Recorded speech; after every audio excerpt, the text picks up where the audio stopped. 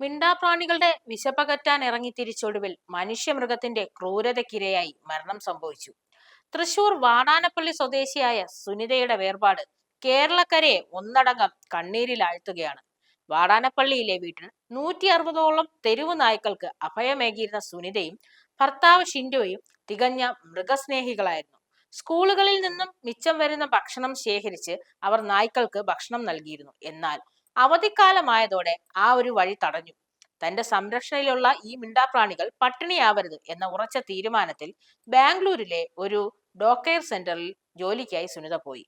April 17-ന് പ്രതിമാസം 40,000 രൂപ വാഗ്ദാനം വിശ്വസിച്ചാണ് സുനിത ബംഗളൂരുവിലേക്ക് പുറപ്പെട്ടത്. കൂടെ മറ്റൊരു യുവതിയും ഒരു ബന്ധുവായ പെൺകുട്ടിയും ഉണ്ടായിരുന്നു. എന്നാൽ അവിടെ കാത്തിരുന്നത് ക്രൂരതയുടെ മുഖമായിരുന്നു. ജോലി സ്ഥലത്തെത്തിയപ്പോൾ മുതൽ ദീപകൃഷ്ണൻ എന്നയാൾ സുനിതയോട് മോശമായി പെരുമാറാൻ തുടങ്ങി. ഒടുവിൽ സഹികെട്ട് ജോലി ഉപേക്ഷിച്ച് നാട്ടിലേക്ക് മടക്കാൻ തീരുമാനിച്ച സുനിതയെ ദീപക് ക്രൂരമായി മർദ്ദിക്കുകയായിരുന്നു.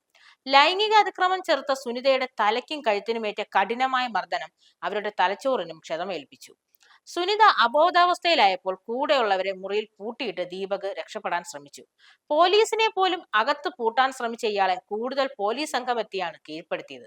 അതിനിടെ സുനിതയെ താൻ ഉപദ്രവിച്ചിട്ടുണ്ടെന്നും അവൾ ചത്തുകഴിഞ്ഞാൽ ബാക്കി നോക്കിക്കോളാം എന്നുമുള്ള ദീപകിന്റെ ഭീഷണി സന്ദേശങ്ങൾ ക്രൂരതയുടെ ആഴം വ്യക്തമാക്കുന്നു. അതീവ ഗുരുതരാവസ്ഥയിൽ തൃശൂരിലെ ആശുപത്രിയിലെ വെന്റിലേറ്ററിൽ കഴിയുന്ന സുനിത ചൊവ്വാഴ്ച രാത്രിയോടെ മരണത്തിന് കീഴടങ്ങി. തന്റെ സംരക്ഷണയുള്ള മിണ്ടാപ്രാണികൾക്ക് ആഹാരത്തിനായി ഇറങ്ങിത്തിരിച്ച സ്ത്രീയുടെ ജീവൻ മൃഗത്തേക്കാൾ ക്രൂരനായ ഒരു മനുഷ്യന്റെ കൈകൊണ്ട് അവസാനിച്ചിരിക്കുകയാണ്. ഈ ക്രൂരതയ്ക്ക് മുന്നിൽ ആ ജീവൻ നിസ്സാരമായി പൊലിഞ്ഞുപോയി.